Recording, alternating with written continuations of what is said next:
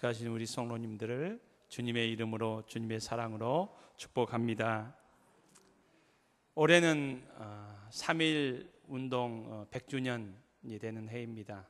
또한 상해 임시정부가 세워진 지 100주년이 되는 해입니다. 상해 임시정부에서 100년 전에 우리나라 이름 국호를 대한민국이라고 이렇게 제정을 하고 확정을 했습니다.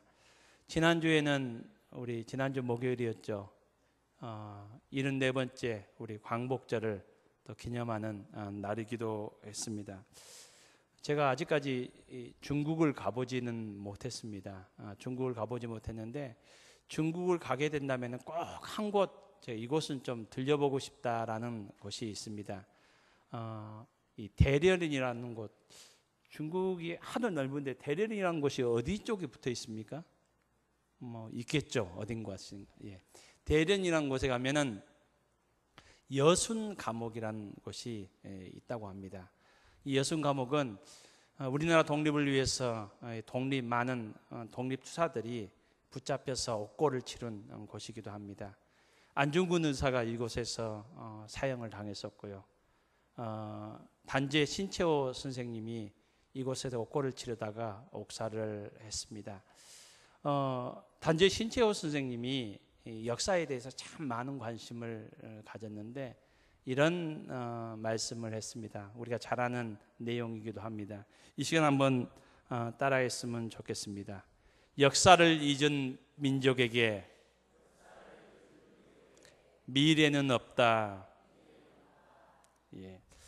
오늘 사무엘상 17장은 역사를 잊은 이스라엘 백성들, 역사를 통해서 하나님의 교훈을 얻어야 되는데 하나님의 교훈을 얻지 못한 이스라엘 백성들, 그래서 그 혹독한 그 대가를 지불하고 있는 이스라엘 백성들의 그 생생한 모습을 우리에게 잘 보여주고 있습니다. 지금 이스라엘 백성들은 이 큰 공포와 두려움 속에서 이 사시나무 떨듯이 벌벌 떨고 있는 모습을 저자는 우리에게 잘 생생하게 표현해주고 있습니다. 여러분, 오늘 이스라엘 백성들은 왜 이렇게 공포와 두려움에 휩싸여 있습니까? 바로 블레셋이라는 그런 민족 때문입니다. 여러분, 이스라엘 역사 가운데서 이 이스라엘을 이렇게 괴롭혔던, 힘들게 했던 많은 이방 민족들이 있지만은 그 가운데서 블레셋이라는 민족이 아마 이스라엘 백성들을 가장 괴롭혔던 민족 하면은 이 블레셋 민족을 손에 꼽을 수 있을 것 같습니다. 여러분, 이 이스라엘 역사 속에서 이 블레셋이라는 민족은 어떤 나라였습니까? 하나님께서 이스라엘 백성들을 출애굽시키셔서 하나님께서 약속하신 이 언약의 땅, 약속의 땅, 가나안 땅으로 인도하셨습니다. 여러분, 이 하나님께서 약속하신 땅은 아무도 안 살고 있는 땅이 아니었습니다. 이미 많은 이방 민족들이 살고 있었습니다. 여러 민족들이 살고 있었는데 대표적으로 7족속, 그래서 가나안 7족속이라 하죠. 이 7족속이 살고 있었는데 하나님께서는 이들을 다 진멸하라고, 다 내어 쫓으라고 하나님께서는 말씀하셨습니다. 그래서 이스라엘 백성들이 여호수아를 따라서, 여호수아의 인도에 따라서 가나안 땅에 들어가서 가나안 정복 전쟁을 하게 됩니다. 이 가나안 정복 전쟁이 하루 이틀 걸린 것이 아니었습니다. 이 몇 년 걸렸을까요? 예, 제 손이 부끄럽지 않도록 좀 몇 년요? 예, 약 7년이 걸렸습니다. 7년 동안 이 가나안 정복 전쟁이 진행되었습니다. 여호수아서 11장 23절 말씀에 보면은 그 땅에 전쟁이 그쳤더라. 이 말은 이 가나안에 사는 이 가나안 7족속들을 거의 대부분 다 몰아냈다는 그런 말씀입니다. 여러분, 이 여호수아서 11장 23절 말씀에 가나안 이 전쟁이, 이 가나안 땅에서 전쟁이 그쳤더라라는 그 말씀 앞에 어떤 표현들이 있는 거 아닌가? 그 땅에 사는 아낙 자손들을 멸절하였다라는 말씀이 나옵니다. 여러분, 가나안 7족속이 있고요, 또 다른 이방 족속들이 많이 있는데 왜 가나안 땅에 전쟁이 그쳤더라라고 이렇게 표현하면서 특별히 아낙조선을 이렇게 언급하고 있을까요? 여러분, 40년 전에 이스라엘 백성들이 하나님의 말씀대로 가나안 땅에 이제 막 들어가기 전에 이 12정탐꾼을 가나안 땅에 보냅니다. 그리고 12정탐꾼이 와서 보고를 하는데 이스라엘 백성들이 우리는 가나안 땅 못 들어간다. 우리는 이 광야에서 다 죽을 수밖에 없다라고 하나님의 말씀에 불순종하고 원망하고 불평하며 낙심하게 되었던 이 이유들 중에 하나가 바로 아낙 자손이었습니다. 아낙 자손은 아주 장대한 그런 사람들이었는데, 아낙 자손이 산다는 것을 이 정탐꾼들로부터 듣고 이 이스라엘 백성들이 낙심했습니다. 이 아낙 자손들을 거의 다 없앴다, 멸절하였다라고 성경은 말씀하면서 그 땅에 전쟁이 그쳤더라라고 이렇게 말씀합니다. 여러분, 그렇지만 전쟁이 그쳤더라라고 23절에 여호수아서 11장 23절에 말씀하면서 그 앞절 22절에 이런 말씀이 또한 기록되어 있습니다. 따라했으면 좋겠습니다. 가사와 가드와 아스도데만 남았더라. 누가 남았다는 겁니까? 아낙 자손들이 남았다는 겁니다. 가사와 가드와 아스돗, 다른 지역에서는 다 몰아냈는데 왠지 가사, 가드, 아스돗에는 남겨두었다는 겁니다. 여러분, 왜 그랬을까요? 저는 곰곰이 생각하면서 두 가지 정도를 생각해 보았습니다. 첫 번째로는 여러분, 전쟁이 7년 동안 이렇게 되다 보니까 좀 지칠 대로 지쳤잖아요. 하루빨리 전쟁이 마쳤으면 좋겠다. 하나님의 말씀은 다 없애라고 하셨는데 이 정도는 아마 한 97%, 98% 거의 대부분 다 없앴으니까, 다 아낙 자손들을 다 몰아냈으니까 가사, 가드, 아스돗은 이 가나안 땅에서 극히 일부 지역입니다. 그러니까 이 정도 했으면 그래도 우리가 최선 다했으니까, 하나님께서 하신 말씀에는 우리가 도달하지 못했지만은 7년 동안 지금 너무나도 지쳤으니까 이 정도 하면 됐고, 이 몇 명 남지 않은 이 사람들 얼마 되지 않기 때문에 냅둬도 우리에게는 아무 지장이 없다, 우리가 이 땅에 사는데 아무 지장이 없다라는 이런 경솔한 생각을 했을 것 같습니다. 또 한 가지는 이 가사와 가드와 아스돗 지역이 아주 문명이 발달했습니다. 여러분, 좋아 보이는 것, 화려해 보이는 것 없애기는 아까웠거든요.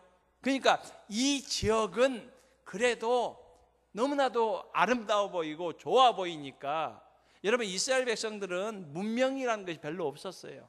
문화라는 것이 그렇게 별로 없었어요. 그러니까 이것들은 좀 남겨두었으면 좋겠다, 아마 이런 생각들이 그들에게 남았을 것 같습니다. 그래서 가사, 가드, 아스돗 이곳은 그냥 놔둔 겁니다. 근데 여러분, 성경에 가사와 가드와 아스돗은 어떤 곳입니까? 여러분, 블레셋의 중심 지역입니다. 지금 이스라엘 백성들을 두렵게 하고 이스라엘 백성들을 벌벌 떨게 하는 그 블레셋이 이스라엘 백성들이 300년 전에 하나님의 말씀대로 온전히 순종하지 않고 남겨두었던 가사와 가드와 아스돗에서 블레셋이라는 그런 민족이 이렇게 일어났다는 것을 성경은 우리에게 말씀해주고 있습니다. 여러분, 이 사사시대에 보면은, 사사기서 16장에 보면은 이스라엘 역사 가운데서 가장 이 싸움을 잘했던, 힘이 있었던 사람, 힘센 사람 하면 여러분 어떤 인물을 말합니까? 이 삼손을 얘기하잖아요. 삼손. 여러분, 이 삼손이 일어나게 된 이유가 블레셋이 이스라엘 백성들을 40년 동안이나, 우리나라로 보면은 일제가 우리나라 식민 통치하듯이 이 블레셋이 이스라엘 백성들을 괴롭혔어요. 이 기간이 40년이었어요. 이스라엘 백성들이 견디다 더 이상 못 살겠으니까 하나님 앞에 하나님 우리 좀 살려주세요. 하나님 우리 좀 살려주세요. 그럴 때 하나님께서 세우신 사사가 삼손이었습니다. 여러분, 아무리 블레셋이 강하여도 하나님께서 삼손과 함께 하시니까 이 블레셋이 삼손 한 사람에 어떻게 할 수가 없었어요. 블레셋이 이스라엘 백성들을 딱 쥐어잡고 좌지우지했는데 하나님께서 삼손을 세우시니까 삼손 한 사람 때문에 블레셋이 오히려 벌벌 떨었습니다. 40년 동안 이스라엘 백성들을 탄압하다가. 여러분, 그런데 이 삼손이 넘어지잖아요. 삼손이 자기의 힘을, 하나님께 주신 힘을 다 잃어버립니다. 여러분, 어떻게 됩니까? 무엇 때문에 그렇습니까? 한 여인 때문입니다. 우리가 잘 아는 들릴라라는 여인 때문입니다. 여러분, 이 여인이 어디 출신인지 아십니까? 성경은 말하길 사사기 16장에 보면 가사 출신, 가사를 남겨두었는데 가사 출신 들릴라가 하나님께서 세우신 삼손을 무너뜨린 그 모습을 보여줍니다. 여러분, 우리나라 국보 1호가 무엇인지 아십니까? 우리 청년들, 다른 건 몰라도 이 국보 1호가 뭐예요? 우리나라 몰라요? 몰라서 그러는 거 아니죠? 예, 숭례문입니다. 이제 뭐 이렇게 우리가 편히 남대문이라고 하죠. 남대문. 봄을 이루는 홍인지문, 흔히 말하면 동대문입니다. 예, 그래도 우리가 국보 1호, 봄을 이루는 우리가 좀 알아야 될 것 같아요. 우리나라. 여러분, 그렇다면 이스라엘 백성들에게 국보 1호, 봄을 이루는 무엇이었을까요? 이스라엘 백성들에게 성경에 이스라엘 백성들의 국보 1호, 봄을 이루는 이거다라고 말하지 않지만 우리 성경을 그래 좀 읽다 보면은 이스라엘 백성들이 가장 귀하게 여겼던 것, 여호와의 궤, 언약궤, 법궤였습니다. 여러분, 이 법궤를 누구한테 뺏깁니까? 블레셋 사람들한테 뺏깁니다. 블레셋 사람들한테 뺏겨가지고 이 법궤가 어디로 갑니까? 블레셋 사람들의 요충지, 중심지였던 아스돗에 있는 그 곳으로 빼앗겨 가는 것을, 이스라엘 백성들이 300년 전에 가사와 아스돗을 남겨두었잖아요. 여러분, 오늘 보면은 제 블레셋이 쳐들어왔어요. 그리고 블레셋의 대표가 골리앗이라는 장수입니다. 여러분, 오늘 4절 말씀에 보면은 이 블레셋의 장수 골리앗은 어디 출신이라고 말하고 있습니까? 가드 출신이라고 말하고 있습니다. 하나님의 말씀에 순종하지 않았던 그들이, 그에 남겨두었던, 그들이 보기에 이 정도는 괜찮을 거야, 그들이 볼 때에 야 이것은 너무나도 좋아, 그래서 가사와 가드와 아스를 남겨뒀는데 이곳에서 블레셋이 일어났고 이제는 전세가 역전되어서 이스라엘 백성들이 블레셋 때문에 고통받는 그 사실을, 역사를 우리에게 말씀해 주고 있습니다. 이 역사를 통해서 이스라엘 백성들은 하나님께서 말씀하시는 것을 보고 깨달아야 됐습니다. 그렇지만 여러분, 이스라엘 백성은 그러지 않았어요. 우리가 이미 살펴보았습니다. 사무엘상 15장에 보면은 하나님께서 아말렉을 진멸하라고 하셨습니다. 하나님께서 아말렉을 진멸할 수 있는 충분한 힘들을 그들에게 주셨어요. 그렇지만은 여러분, 사울과 이스라엘 백성들은 어떻게 했습니까? 사무엘상 15장 15절 말씀에 사울과 백성이 가장 좋은 것, 기름진 것, 모든 좋은 것은 남기고, 하나님이 다 없애라 하니까 조금 남겼어요. 이 정도는 우리에게 더 이상 힘이 없으니까 더 이상 우리에게 대항하지 못해 해가지고 조금을 남겼는데, 그들이 볼 때 좋아 보이는 것, 아름다워 보이는 것을 남겼다고 이렇게 말하고 있습니다. 여러분, 우리가 앞으로 살펴보게 되지만 사무엘상 30장에 보면 이로부터 사울과 이스라엘 백성들이 이렇게 했는데 20년 뒤에 아말렉이 또 장성하여서 아말렉과 이스라엘 백성들이 또 큰 전쟁을 하게 됨을 사무엘상 30장은 말씀해 주고 있습니다. 하나님께서는 반복되는 역사를 통해서 하나님의 말씀에 순종하지 않는 민족에게는 소망이 없음을 분명하게 보여주셨습니다. 그럼에도 이스라엘 백성들은, 사울은 역사를 통해서 교훈을 받지 못합니다. 하나님의 말씀에 순종하지 못하는 그 모습을 반복적으로 보이면서 오히려 그것이 그들에게 올무가 되고 그들에게 큰 고통이 됨을 오늘 성경은 우리에게 말씀해 주고 있습니다. 사랑하는 성도님 여러분, 참 오늘 우리가 이 시대를 살면서 우리나라의 역사를 보면은 참 너무나도 힘들었던 때가 있었지 않습니까? 고통받은 때가 있었지 않습니까? 그리고 오늘도 이 시대도 너무나도 지금 힘든 시대를 살고 있습니다. 여러분, 이 세상의 역사를 주관하시는 분은 살아계신 하나님임을 믿습니다. 여러분, 이 민족을 우리 한국교회가 살릴 수 있는 우리 한국교회가 될 수 있기를 바랍니다. 우리 월계교회가 될 수 있기를 바랍니다. 그러기 위해서 역사를 통해서 반복적으로 하나님께서 우리에게 보여주셨는데, 우리가 하나님의 말씀에 순종하는 저와 여러분이 되어서 이 민족을 살리고 한국교회를 다시 살리는 우리 모두가 될 수 있기를 주님의 이름으로 축복합니다. 오늘 사무엘상 17장에 보면은 골짜기 하나를 두고 양쪽 진영에 이렇게 서 있는, 진을 치고 있는 블레셋 진영과 이스라엘 백성 진영을 성경은 말씀해 주고 있습니다. 여러분, 이 시대마다 이 전쟁의 그 방법과 형태가 조금씩 변화가 있습니다. 이 당시 고대 사회에 전쟁의 방법, 전쟁의 형태 중에 이 대표적인 방법 중에 하나가 양쪽 진영이 이렇게 나와서 전체가 싸우는 경우도 있었지만은 또 한 가지 방법은 양쪽에서 대표 선수들이 나옵니다. 대표 선수들이 나와서 1대1로 대결을 해서 이기는 쪽이 전체 승리를 가져갑니다. 지는 쪽은 이제 조공을 바치고 또 노예가 되는 그런 이 전쟁의 형태가 이 당시 고대 전쟁의 형태였습니다. 여러분, 오늘 사무엘상 17장도 그러한 모습입니다. 골짜기를 두고 블레셋 진영이 있습니다. 이스라엘 백성들이 있습니다. 근데 블레셋 진영의 대표 선수가 누굽니까? 골리앗입니다. 골리앗이 나와서 이스라엘 백성들에게는 이렇게 선포를 합니다. 내가 블레셋의 대표 선수다. 너희도 누구든지 한 명 대표 선수 나와서 1대1로 이 전쟁의 승부를 겨루어보자, 이렇게 합니다.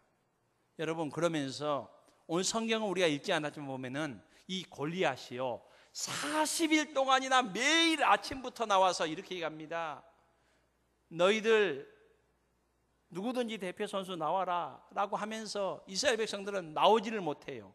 전부 다 벌벌 떨고 있습니다. 그러니까 이 골리앗이 매번 나올 때마다 하나님을 모욕하고 이스라엘 백성들을 조롱합니다. 그래도 어느 누구 나오지 못합니다. 그래서 그런 기간이 40일이 지났습니다. 아버지의 심부름, 이 전쟁에 이 다윗의 가족 중에, 형제들 중에 다윗의 형들 3명이 이 전쟁에 참여했습니다. 그래서 이 다윗의 아버지 이새가 다윗에게 형들의 안부를 묻고 싶어서 심부름을 보냈습니다. 그래서 다윗은 소년이라고 성경은 말합니다. 소년 다윗이 전쟁에 형들의 안부를 확인하고자 왔다가 이 광경을 보고 다윗이 그러면 내가 대표 선수로 나가겠습니다 해서 다윗과 골리앗이 일전을 벌이게 됩니다. 그래서 오늘 우리는 사무엘상 17장을 블레셋의 대표 선수 골리앗과 이스라엘 백성의 대표 선수 다윗의 이 대결로 이 오늘 본문을 보게 됩니다. 여러분, 이 내용이 일정 부분은 오늘 본문이 말하고 있습니다. 표면적으로는 이것을 우리에게 보여줍니다. 그렇지만 여러분, 사무엘상 17장이 58절의 아주 긴 내용입니다. 58절 내용을 여러분 우리가 잘 살펴보면은 다윗과 골리앗의 이 대결, 여기에 초점을 맞추고 있지 않습니다. 오늘 성경의 저자는 이것보다는 사울과 이스라엘 백성들, 우리가 사울의 군대라고 합시다. 사울의 군대와 하나님의 군대, 다윗이 자신의 입으로 살아계신 하나님의 군대라고 얘기합니다. 이 사울의 군대와 다윗의 살아계신 하나님의 군대를 비교하며 대조하는 그 내용이 오늘 사무엘상 17장의 중요한 핵심의 내용입니다. 여러분, 오늘 본문은 우리에게 이 골리앗을 대하는 이 사울의 군대의 모습은 어떠한 모습이고, 골리앗을 대하는 하나님의 군대의 모습은 어떠한 모습인지를 우리에게 말씀해 주고 있습니다. 여러분, 오늘 저와 여러분에게 오늘날 저와 여러분의 골리앗은 우리가 생각할 때 우리가 감당할 수 없는 그런 문제일 수도 있고, 우리를 너무나도 힘들게 하는 시련과 고통일 수도 있습니다.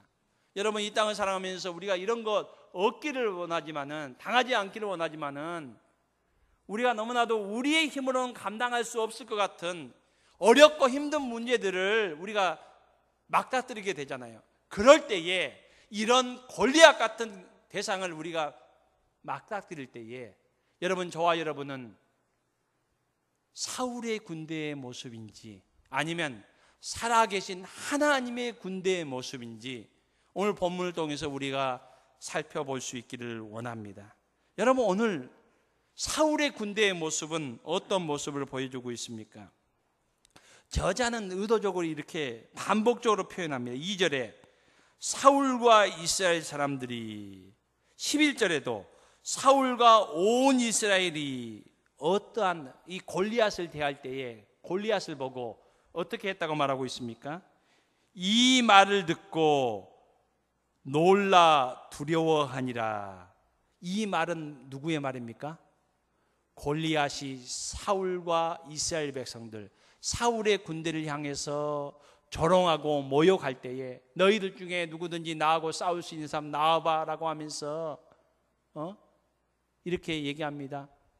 이럴 때에 어떻게 했다고요? 이스라엘 백성들은, 사울의 군대는 놀라 두려워했다. 11절 말씀에 보면 가장 부각시키는 단어가 있습니다. 제가 의도적으로 뺀 단어가 있습니다. 어떤 단어인가 하니까 한번 따라했으면 좋겠습니다. 크게.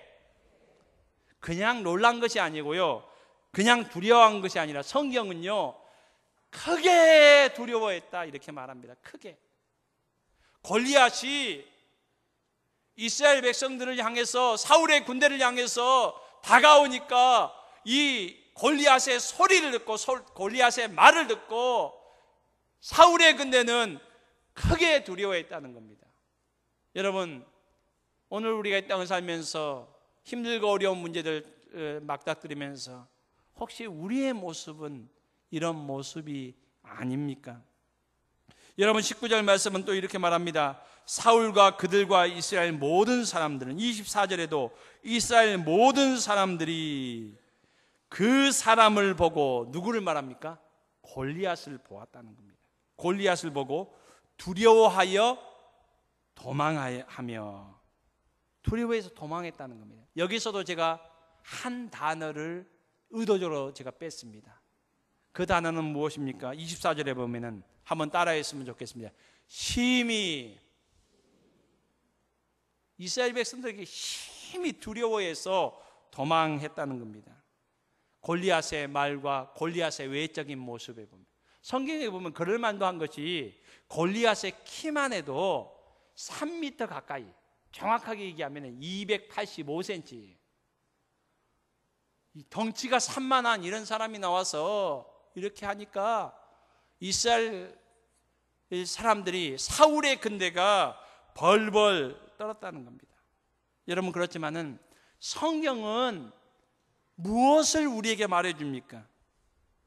이 사울의 군대는, 한번 따라했으면 좋겠습니다.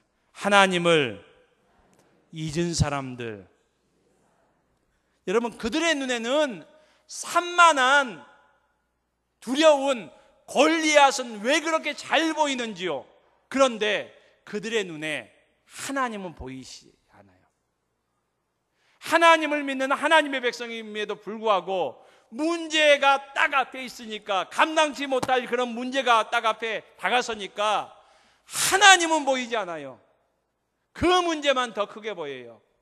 그래서 두려워하며 벌벌 떠는 사울의 군대의 모습을 보여주고 있습니다. 여러분, 사무엘상 14장 52절에 보면은 사울의 평상시 주된 관심이 무엇이었는지를 잘 보여줍니다.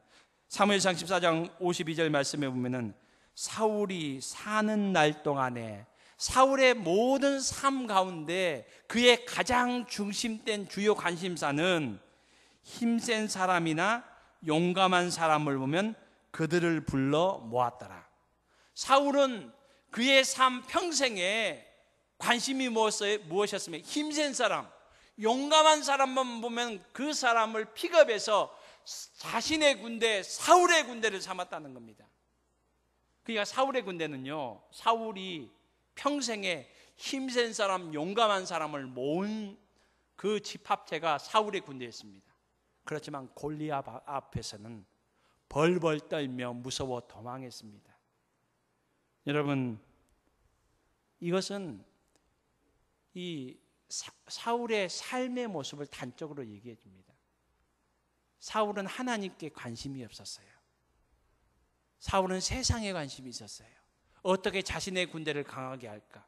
힘센 사람, 용감한 사람, 이것에는 관심이 있었지만은 사울의 삶 중심에는 입술로는 하나님을 얘기하지만은 산 가운데 형식적으로는 예배는 드리면 종교적인 삶은 있었지만은 그 삶의 내면의 중심에는 하나님은 없었다는 겁니다. 여러분, 그에 비해서 오늘 대조적으로 비교하고 있는 하나님의 군대의 모습은 어떠합니까? 여러분, 이 사울의 군대는 수만 명, 수십만 명이었습니다. 그에 비해서 오늘 본문에 하나님의 군대는 몇 명입니까? 딱 한 명입니다. 원래 군인도 아닙니다. 전쟁에 한 번도 참여해 보지 못한 소년 다윗 하나입니다. 소년 다윗이 나와서 골리앗 앞에 벌벌 떨고 있는 사울의 군대를 향하여 살아계신 하나님의 군대를 모욕하는 저 골리앗, 내가 가만히 두지 않겠다. 하나님의 군대는 다윗, 소년 다윗 하나밖에 없었습니다. 그렇지만은 여러분, 다윗은요, 사울의 군대의 그 모습처럼 무서워하지 않았습니다. 벌벌 떨지 않았습니다. 속된 말로 쫄지 않았습니다. 오히려 골리앗을 향해서 담대하게 나아가는 그 모습을 보여주고 있습니다. 저에게 아이들이 3명입니다. 제가 이제 아이들이 이제 대부분 많이 컸는데 좀 되돌아보면서 아이들을 키우면서 좀 아이들하고 좀 잘 놀아줬으면 좋았을 거라는 후회가 좀 있습니다. 예. 여러분들이 보시기에 제가 아이들하고 잘 놀아줄 것 같아 보이죠? 보이기도 안 그렇게 보입니까? 보이기라도 그렇게 보였으면 좋겠는데 제가 되돌아보니까 아이들하고 이렇게 잘 놀아주지 못한 것 같아요. 예를 들면 이런 겁니다. 놀이터에 가면은 이 시소고도 있고 미끄럼틀도 있으면은 잘 놀아주는 부모는 어떻게 합니까? 아빠는 같이 시소를 타고 또 미끄럼을 같이 타는데 저는 보편적으로 이런 성향입니다. 놀이터에 가면 다른 아이들도 있으니까 아이한테 그 아이들은 놀도록 하고 저는 이 벤치에 앉아서 그 노는 아이 모습을 이렇게 지켜보는, 저는 그게 편해요. 그게 익숙해요. 그래서 그 모습을 생각하면서 야, 내가 좀 그랬으면 좋겠다. 그러다가 제가 한 가지 말씀을 주면서 생각난 것이 기억이 남는 것이 있습니다. 저희 아이들 중에 누구라고 제가 꼭 집어서 얘기는 하지 않겠습니다.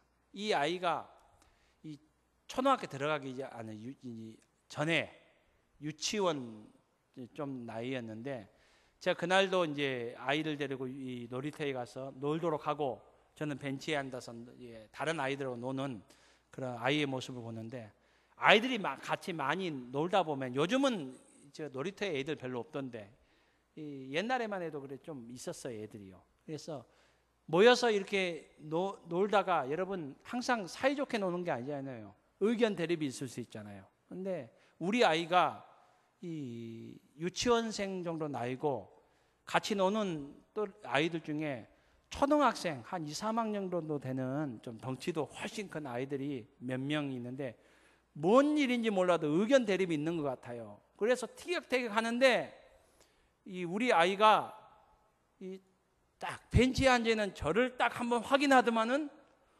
훨씬 크고 이 지는 혼자고 저 초등학생들은 몇 명 더 되는데 그 아이들한테 대드는 거예요. 뭐라 하는 거예요. 여러분 우리 아이가 왜 그런지 알겠죠? 우리 아이들 싸움 못했어요. 근데 제가 있으니까요. 여러분 오늘 본문 다윗은 소년이고 혼자예요. 여러분 다윗이 어떻게 모든 사울의 군대는 벌벌 떠는데 여러분 다윗은 혼자서 이렇게 골리앗 앞에 당당할 수 있었습니까? 사울의 군대, 사울과 모든 이스라엘 백성들이 보지 못하는 하나님을 그는 보았기 때문입니다. 살아계신 하나님을 보았기 때문에 그렇습니다. 그래서 다윗이 반복적으로 고백을 합니다. 살아계신 하나님의 군대, 비록 혼자만 있어도 여러분 그 군대는 어느 세상의 어느 누구도 대항할 수 없습니다. 왜냐하면 하나님께서 함께 하시기 때문입니다. 여러분 다윗이 이 골리앗을 향해서 이렇게 1대1로 대항해서 나간다니까 사울 왕이 이 말을 듣고 한사코 말미암아 너는 소년이고 골리앗은 이 용사다 그러면서 이 싸움이 안 된다. 왕으로서 이런 일을 행해서는 안 된다 하면서 다윗이 못 나가게 합니다. 그럴 때 다윗이 자기의 삶을 간증합니다. 그 내용이 38절 그 내용이 34절 35절에 나옵니다. 그 내용이 뭔가니까 다윗이 양을 치는 목동으로서 어떤 일이 있었는가 하니까 양을 치고 있을 때에 사자가 어떤 때는 이 양을 잡아먹으려고 덤벼듭니다. 또 곰이 또 잡아먹으려고 덤벼듭니다. 그런데 이 다윗이 그 곰을 제압하고 사자를 제압해서 사자 수염을 딱 잡고 사자를 때려 죽이는 그 내용들을 얘기를 합니다. 그러면서 다윗이 사울 왕한테 이렇게 얘기합니다. 하나님께서 여호와께서 건져 주셨습니다. 내가 힘이 있어서 그런 것이 아니라 곰과 사자와 대항할 때에 하나님께서 나와 함께 하셨고 나에게 이길 힘을 허락하여 주셨습니다. 여러분 다윗은 갑자기 지금 오늘 골리앗과 이스라엘 백성 싸움 이 전쟁터에 나와서 갑자기 이 다윗이 갑자기 돌변해서 이런 것이 아니고 다윗은 평소의 삶 가운데서 하나님께서 그와 함께하여 주시고 하나님께서 그와 함께하여 주셔서 곰을 이기고 사자를 이길 수 있는 은혜를 주시고 힘을 주시는 것을 그의 평생에 그의 삶 속에서 경험했다는 겁니다.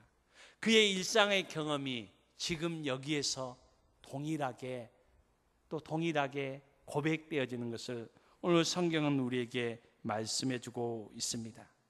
여러분 다윗의 군대와 사울의 군대에 하나님의 군대와 이 사울의 군대의 차이점이 또한 무엇입니까? 여러분 다윗이 그래도 이렇게 고백하면서 하나님께서 나와 함께 하시니까 나는 골리앗을 이길 수 있습니다 이렇게 때렸으니까 사울 왕이 도저히 다윗을 만류하지 못하고 다윗을 전쟁터에 보냅니다. 그러면서 37절 말씀에 보면은 사울이 다윗에게 이렇게 얘기합니다. 여호와께서 너와 함께 계시기를 원하노라. 여러분, 얼마나 아름다운 믿음의 말입니까? 여호와께서 함께 하시기를 원합니다. 목사가 성도님에게, 성도님, 집사님, 권사님, 하나님께서 집사님과 권사님과 함께 하시기를 원합니다. 여러분, 이런 아주 믿음의 말 같아 보이지 않습니까? 그렇지만은 38절 39절에 보면은 여호와께서 너와 함께 하시기를 원하노라 라고 이렇게 얘기한 후에 사울은 다윗에게 군복을 입힙니다. 노투구를 씌웁니다. 갑옷을 입힙니다. 칼을 차게 합니다. 여러분, 이 모습은 뭡니까? 말은 하나님께서 함께 하시기를 원한다 이렇게 말을 하지만은 그래도 이거 필요하고 이거 필요하고 이거 필요하고 이거 필요해. 그래도 골리앗 이길까 말까 해. 이 사울의 모습을, 사울의 군대의 모습을 적나라하게 보여주고 있는 모습입니다.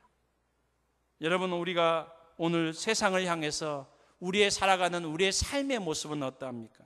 여러분, 그렇지만은 여러분, 오늘 39절 말씀에 보면은 다윗이 사울이 입혀진 이것을 다 벗었다, 곧 벗었다라고 합니다. 그러면서 저자는 이 한 구절 안에, 39절 안에 반복적으로 얘기하는 것이 있습니다. 익숙하지 못함으로, 익숙하지 못함으로. 여러분, 다윗이 익숙한 것이 무엇입니까? 하나님이십니다. 다윗은 하나님이 익숙했지 이 세상의 어떠한 힘이 다윗에게는 익숙하지 않았다는 거예요. 사울은 무엇에 익숙했습니까? 갑옷에 익숙했고 투구에 익숙했고 칼에 익숙했습니다. 이 세상을 살아가려면 돈이 있어야 되고, 이 세상을 살아가려면 학식이 있어야 되고, 이 세상을 살아가려면 권력이 있어야 되고, 여러분, 이것도 필요하죠. 그렇지만 다윗에게는 이것보다 하나님이 필요했습니다. 그래서 곧 벗었다. 오늘 우리가 읽은 50절 말씀에도 다윗이 골리앗을 무너뜨린 그 모습을 표현하면서 저자는 이렇게 합니다. 다윗의 손에 칼이 없었더라. 다윗은 세상의 힘을 의지한 것이 아니라 하나님을 의지했다는 겁니다. 하나님이면 충분합니다라는 고백입니다. 사랑하는 성도님 여러분, 오늘 저와 여러분의 삶의 모습은 다윗입니까? 사울입니까? 저와 여러분의 살아가는 모습은 사울의 군대의 모습입니까? 하나님의 군대의 모습입니까? 말씀을 준비하면서도 저 자신을 한번 살펴보았습니다. 제 삶의 모습을 살펴보니까 다윗의 모습보다는 사울의 모습으로 가득 차 있는 저 모습을 발견할 수밖에 없었습니다. 사랑하는 성도님 여러분, 우리가 다시 하나님 앞에 나아가는 저와 여러분이 될 수 있기를 바랍니다. 골리앗만 바라보는 것이 아니라, 골리앗을 보고 벌벌 떨고 무서워하며 도망가는 우리의 모습이 아니라, 살아계신 하나님, 그 하나님을 볼 수 있는 저와 여러분이 될 수 있기를 바랍니다. 그래서 사울의 군대의 모습으로 살아가는 저와 여러분이 아니라 살아계신 하나님의 군대의 모습으로, 다윗의 모습으로 하나님을 의지하며 이 세상을 향하여 당당히 걸어나갈 수 있는, 믿음으로 승리하는 저와 여러분의 믿음의 삶이 될 수 있기를 주님의 이름으로 축복합니다. 우리 함께 찬송가 257장을 찬송하겠습니다.